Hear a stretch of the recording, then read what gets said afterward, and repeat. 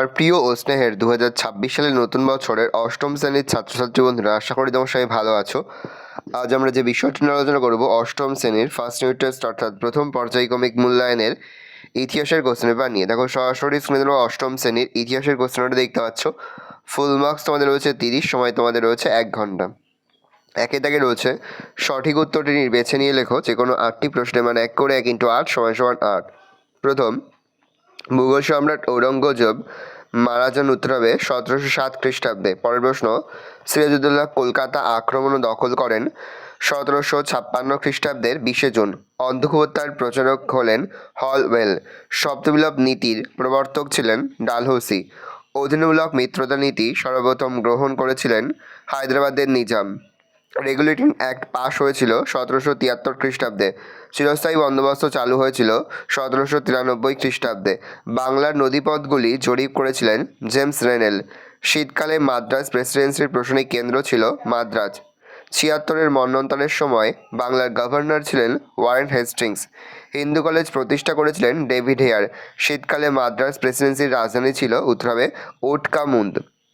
2 দাগে রয়েছে নিচের প্রশ্নগুলির উত্তর দাও যে কোনো 6টি একটি বাক্যের মধ্যে। প্রশ্নের মান 1 করে 1 × 6 = 6। বাংলার প্রথম স্বাধীন নবাব কে ছিলেন? বাংলার শেষ স্বাধীন নবাব কে ছিলেন? বাংলার প্রথম স্বাধীন নবাব ছিলেন মুর্শিদ কুলি খান। বাংলার শেষ স্বাধীন নবাব ছিলেন সিরাজউদ্দৌলা। আলীনগরের সন্ধি কত খ্রিস্টাব্দে হয়? আলীনগরের সন্ধি 1757 খ্রিস্টাব্দে হয়েছিল। কত খ্রিস্টাব্দে বেসিনের সন্ধি স্বাক্ষরিত হয়? 1802 খ্রিস্টাব্দে বেসিনের সন্ধি স্বাক্ষরিত হয়। কার শাসনকালে বাংলায় বর্গী আক্রমণ ঘটে? আলীবর্দী শাসনকালে বাংলায় বর্গী আক্রমণ ঘটে। বাংলা প্রেসিডেন্সির অপর নাম কি? বাংলা প্রেসিডেন্সির অপর নাম ফোর্ট উইলিয়াম দুর্গ প্রেসিডেন্সি।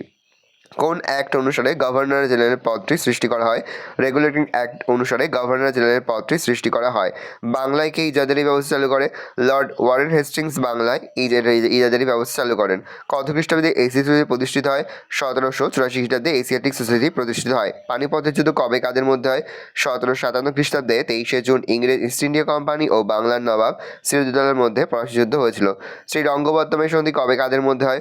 1792 খ্রিস্টাব্দে শ্রীরঙ্গপত্তমের সন্ধি হয়েছিল টিপু সুলতান ও কর্নওয়ালিস এর মধ্যে। শ্রীরঙ্গপত্তমের সন্ধি হয়েছিল। পিটের ভারসাস্য আইন কবে বলবৎ হয়? পিটের ভারসাস্য আইন 1784 খ্রিস্টাব্দে 1 জানুয়ারি বলবৎ হয়। কর্নওয়ালিস কোড কাকে বলে? 1793 খ্রিস্টাব্দে কর্নওয়ালিস কোড চালু হয়। কর্নওয়ালিস আইনগুলিকে সংহত করে যে কোড বা বিধিবদ্ধ আইন চালু করেন তাকে কর্নওয়ালিস কোড বলে। 3 দাগে রয়েছে নিচে যে কোনো 3টি প্রশ্ন, প্রশ্নের মান 2 করে 2 × 3 = 6। দস্তক কাকে বলে? ইঙ্গ মহীশূর যুদ্ধ কাকে বলে?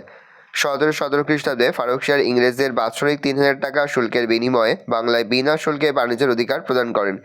এই অধিকার সম্মিলিত আদেশনামা দস্তক নামে পরিচিত। ইঙ্গ মহীশূর যুদ্ধ 1767 থেকে 1799 খ্রিস্টাব্দের মধ্যে 4টি যুদ্ধ হয় কোম্পানি ও মহীশূরের মধ্যে। সেগুলিকে ইঙ্গ মহীশূর যুদ্ধ বলা হয়। প্রথম 2টি যুদ্ধ হয়েছিল মহীশূর শাসক হায়দার আলীর সঙ্গে ইংরেজদের, আর শেষ 2টি যুদ্ধ হয়েছিল হায়দার পুত্র টিপু সুলতানের সঙ্গে ইংরেজদের। আলীনগরের সন্ধির শর্ত কী ছিল?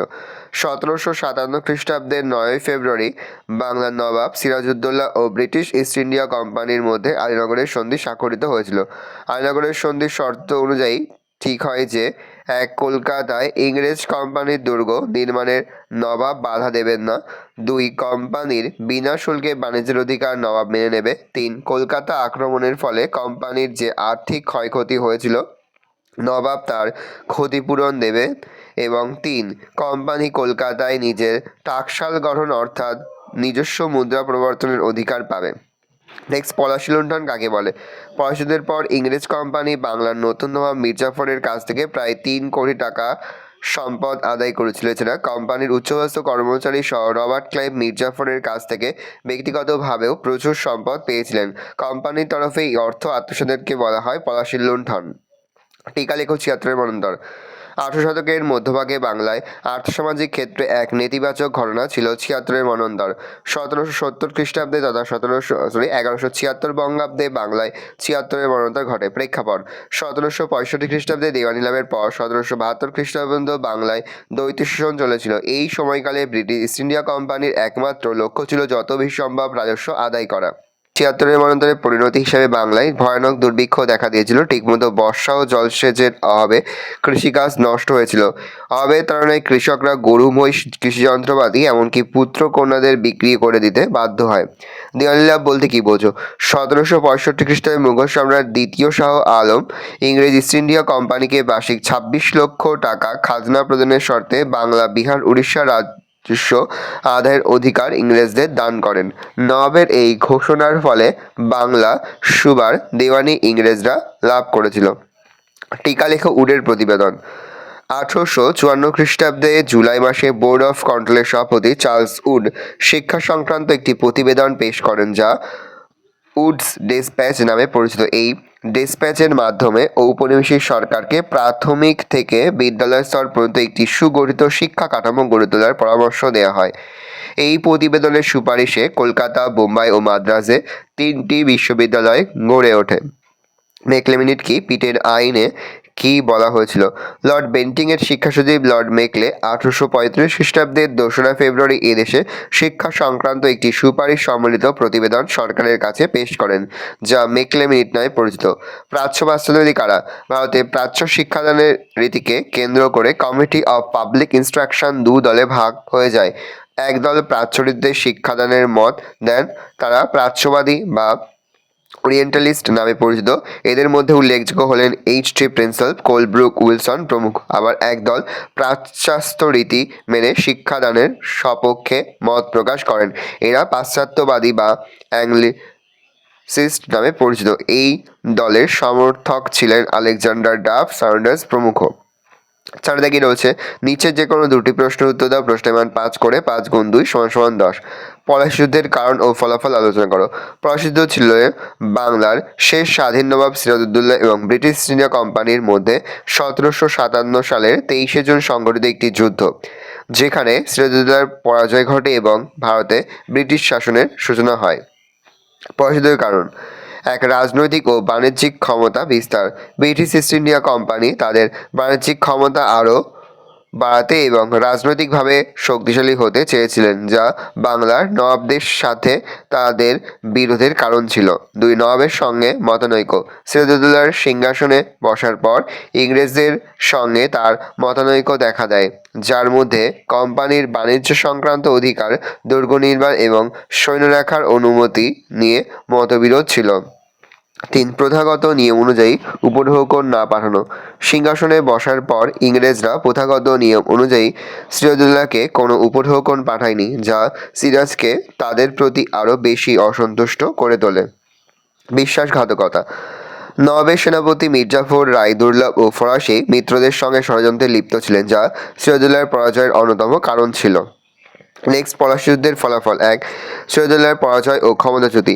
পলাশী যুদ্ধে সিরাজউদ্দৌলার পরাজয় ঘটে এবং তিনি ক্ষমতাচ্যুত হন, যা ভারতে ব্রিটিশ শাসনের পথ সুগম করে।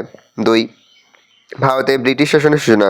পলাশী যুদ্ধের পর ব্রিটিশ ইস্ট ইন্ডিয়া কোম্পানির ক্ষমতা বৃদ্ধি পায় এবং তারা ধীরে ধীরে ভারতে তাদের আধিপত্য বিস্তার করতে শুরু করে।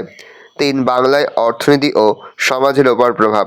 ব্রিটিশ শাসনের ফলে বাংলার অর্থনীতি ও সমাজে ব্যাপক পরিবর্তন আসে, যা দীর্ঘমেয়াদে প্রভাব ফেলে। নেক্সট, ফারুক শিয়ারের ফরমানের গুরুত্ব কী ছিল? ইজাদের বন্দোবস্ত কে কবে চালু করেন? বাংলা তথা ভারতে ইতিহাসে মুঘল সম্রাট ফারুক শিয়ার ফরমানের গুরুত্ব ছিল অপরিসীম।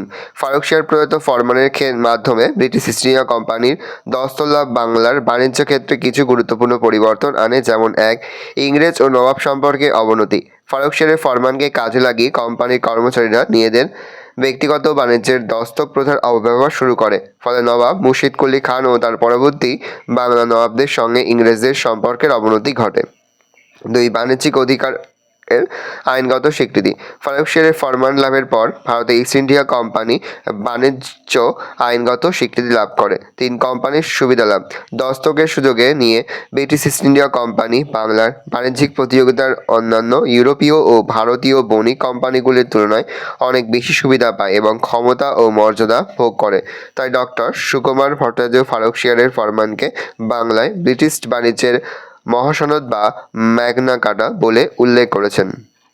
নেক্সট প্যারা লিখবে ওয়ারেন হেস্টিংস নদিয়া জেলায় ইজাদের এই বন্দোবস্ত চালু করেন। 1772 খ্রিস্টাব্দে জুন মাসে এই ব্যবস্থা চালু হয়। নেক্সট ফোর্ট উইলিয়াম কলেজ কবে কী উদ্দেশ্যে তৈরি হয়? তা হচ্ছে ভারতে পাশ্চাত্য শিক্ষা বিস্তারে মিশনারিদের ভূমিকা কী ছিল? 2+3। দেখে নাও উত্তর লিখবে ভারতে শিক্ষার মাধ্যমে এদেশীয় না পাশ্চাত্য তথা ইংরেজি হওয়া উচিত সে সম্পর্কে 1836 খ্রিস্টাব্দ পর্যন্ত শিক্ষাবিদদের মধ্যে বিরোধের সূচনা হয়। স্টিফেনসন কোলব্রুক প্রভৃতিরা পাশ্চাত্য শিক্ষায় শিক্ষাদানের সমর্থক ছিলেন। অপরদিকে আলেকজান্ডার ডাফ মেকলে সান্ডার্স ছিলেন পাশ্চাত্য ভাষার সমর্থক। এই বিতর্ক প্রাচ্য পাশ্চাত্য দ্বন্দ্ব নামে পরিচিত। 1800 খ্রিস্টাব্দে ফোর্ট উইলিয়াম কলেজ প্রতিষ্ঠা হয়। ভারতে আগত ইউরোপীয় সিভিলিয়ানদের ভারতীয় ভাষা রীতিনীতি এবং আইনগত সম্পর্কে অবহিত করার জন্য Lord Wellesley fort William college প্রতিষ্ঠা করেন। নেক্সট ভারতে পাশ্চাত্য শিক্ষা বিস্তারের মিশনারিরা গুরুত্বপূর্ণ ভূমিকা পালন করেছিল, যেমন 1 শ্রীরামপুর ব্যাপটিস্ট মিশনের মাধ্যমে 26টি আঞ্চলিক ভাষায় পুস্তক ছাপানোর ব্যবস্থা করা হয়। 2 আলেকজান্ডার দ্বারা বেশ কয়েকটি বিদ্যালয় স্থাপন করে, এর মধ্যে উল্লেখযোগ্য হল কলকাতা জেনারেল অ্যাসেম্বলি ইনস্টিটিউশন, ডেভিডিয়ার বেথুন প্রভৃতিরাও শিক্ষা বিস্তারের অগ্রণী ভূমিকা নিয়েছিলেন। পলাশী যুদ্ধ ও বক্সারের যুদ্ধের মধ্যে কোনটি ব্রিটিশ কোম্পানি ভারতের ক্ষমতা বিস্তারের জন্য বেশি গুরুত্বপূর্ণ ছিল? তোমার বক্তব্যের সপক্ষে যুক্তি দাও। পলাশী যুদ্ধে ব্রিটিশ ইস্ট ইন্ডিয়া কোম্পানি জয়ী হয়ে ভারতে তাদের জয়যাত্রার সূচনা ঘটায়। অপরদিকে বক্সারের যুদ্ধে জয়ী হওয়ার পর এদেশে কোম্পানির রাজনৈতিক আধিপত্য সুপ্রতিষ্ঠিত হয়। পলাশীর অপেক্ষা বক্সারের অধিক গুরুত্ব। পলাশী নয়, বক্সারের যুদ্ধই ছিল ভারতের ইতিহাসের দুর্ভাগ্য নির্ণায়ক যুদ্ধ। এই যুদ্ধের ফলাফল যদি ইংরেজদের প্রতিকূল যেত তাহলে ভারতের ইতিহাস অন্যরকমভাবে লেখা হতো। 2 ঔপনিবেশিক শাসনের দৃঢ়তা। পলাশী যুদ্ধে জিতে কোম্পানি ভারতে ঔপনিবেশিক শাসনের প্রথম ধাপ অতিক্রম করেছিল, কিন্তু বক্সারের যুদ্ধে জিতে কোম্পানি ঔপনিবেশিক শাসনকে দৃঢ় ভিত্তির ওপর প্রতিষ্ঠা করে। বাংলায় আধিপত্য প্রতিষ্ঠা।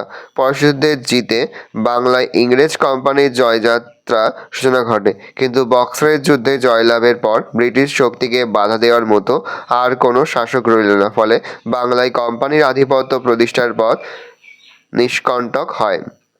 4 উত্তর ভারতে আধিপত্যের সূচনা। বক্সারের যুদ্ধে জেতার পর কোম্পানি বাংলায় নিজেদের আধিপত্যকে দৃঢ় করে উত্তর ভারতের দিকে নজর দেয়। অযোধ্যার নবাব সুজাউদ্দৌলা কোম্পানির অনুগত শাসকে পরিণত হন এবং নাম সর্বস্ব মুঘল বাদশাহ কোম্পানির দয়ার উপর নির্ভর হয়ে পড়েন, ফলে সমগ্র উত্তর ভারত জুড়ে কোম্পানির আধিপত্যের সূচনা ঘটে। 5 আর্থিক লুণ্ঠনের সূচনা। পলাশী যুদ্ধে জয়লাভের পর কোম্পানি বাংলার অর্থনীতিকে নিয়ন্ত্রণের চেষ্টা শুরু করে, কিন্তু বক্সারের যুদ্ধে জয়লাভের পর বাংলার বাণিজ্য ও অর্থনীতির ওপর ইস্ট ইন্ডিয়া কোম্পানির একচেটিয়া নিয়ন্ত্রণ প্রতিষ্ঠা হয়। বাংলায় কোম্পানির আধিপত্য অর্থনৈতিক লুণ্ঠন শুরু হয়।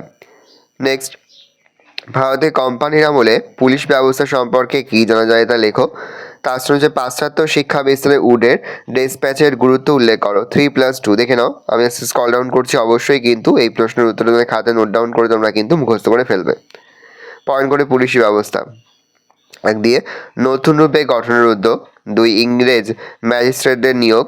3 থানা ব্যবস্থার প্রবর্তন। 4 দারোগা ব্যবস্থা বিলোপ। 5 কনস্টেবলদের দায়িত্ব। 6 আইনের শাসন প্রতিষ্ঠা। নেক্সট পাশ্চাত্য শিক্ষা বিস্তারে উডের ডেসপ্যাচের গুরুত্ব দেখে নাও। এই রয়েছে টোটাল তোমাদের ফার্স্ট সামেটিভ অর্থাৎ প্রথম পর্যায়ক্রমিক মূল্যায়নের ক্লাস 8-এর ইতিহাসের প্রশ্নপত্র। ভালো করে প্রশ্নপত্রটা দেখে নাও। আশা করি ভিডিওটা ভালো লেগেছে। ভিডিওটা ভালো লাগলে ভিডিওকে লাইক করে তুমি ভুলবে না। আমার নতুন হওয়া তাহলে যে সাবস্ক্রাইব প্রেস করে পাশে বেল আইকন প্রেস করে নতুন কোনো ভিডিও আপলোড করি সবার ফার্স্ট নোটিফিকেশন তোমরা পেয়ে যাও। আর এই ভিডিওটি তোমার বন্ধু বান্ধবী আত্মীয়স্বজন সবার মধ্যে কিন্তু অনেক শেয়ার করে দিন। বছর ক্লাস 8-এ পড়ছে, আমরা কিন্তু ইতিমধ্যেই ক্লাস 8-এর প্রতিটি বিষয়ের সিলেবাস প্রশ্ন এবং নমুনা প্রশ্নপত্র কিন্তু আপলোড করে দিন এখনো পর্যন্ত। সেই ভিডিওগুলো না দেখে থাকো, ভিডিওগুলো কিন্তু তাড়াতাড়ি দেখে নাও। আর এই প্রশ্নপত্রের উত্তরের সম্পূর্ণ PDF ফাইল কিন্তু আমাদের ফেসবুক পেজে তোমরা পেয়ে যাবে, তোমরা কিন্তু অবশ্যই সেখান থেকে সংগ্রহ করে নেবে।